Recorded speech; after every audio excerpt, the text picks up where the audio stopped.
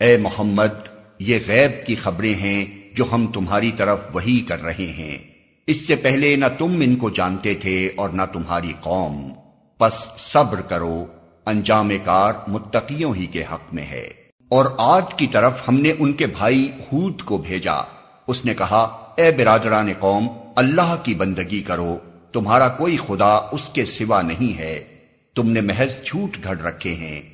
اے برادران قوم، اس کام پر میں تم سے کوئی اجر نہیں چاہتا، میرا اجر تو اس کے ذمے ہے جس نے مجھے پیدا کیا ہے، کیا تم عقل سے ذرا کام نہیں لیتے؟ اور اے میری قوم کے لوگو، اپنے رب سے معافی چاہو، پھر اس کی طرف پلٹو، وہ تم پر آسمان کے دہانے کھول دے گا اور تمہاری موجودہ قوت پر مزید قوت کا اضافہ کرے گا، مجرموں کی طرح منہ نہ پھیرو۔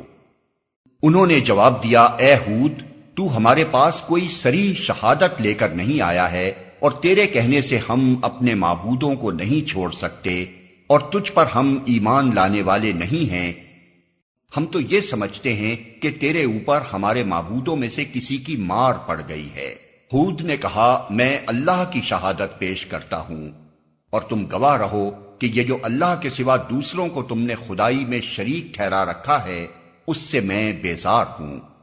تم سب کے سب مل کر میرے خلاف اپنی کرنی میں کسر نہ اٹھا رکھو اور مجھے ذرا مہلت نہ دو۔ میرا بھروسہ اللہ پر ہے جو میرا رب بھی ہے اور تمہارا رب بھی، کوئی جاندار ایسا نہیں جس کی چوٹی اس کے ہاتھ میں نہ ہو، بے شک میرا رب سیدھی راہ پر ہے۔ اگر تم منہ پھیرتے ہو تو پھیر لو، جو پیغام دے کر میں تمہارے پاس بھیجا گیا تھا وہ میں تم کو پہنچا چکا ہوں، اب میرا رب تمہاری جگہ دوسری قوم کو اٹھائے گا اور تم اس کا کچھ نہ بگاڑ سکو گے، یقیناً میرا رب ہر چیز پر نگراں ہے۔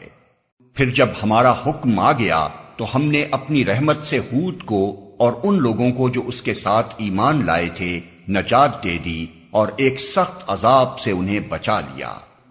یہ ہیں عاد، اپنے رب کی آیات سے انہوں نے انکار کیا، اس کے رسولوں کی بات نہ مانی اور ہر جبار دشمن حق کی پیروی کرتے رہے۔ آخر کار اس دنیا میں بھی ان پر پھٹکار پڑی اور قیامت کے روز بھی۔ سنو، عاد نے اپنے رب سے کفر کیا، سنو، دور پھینک دیے گئے عاد، ہود کی قوم کے لوگ۔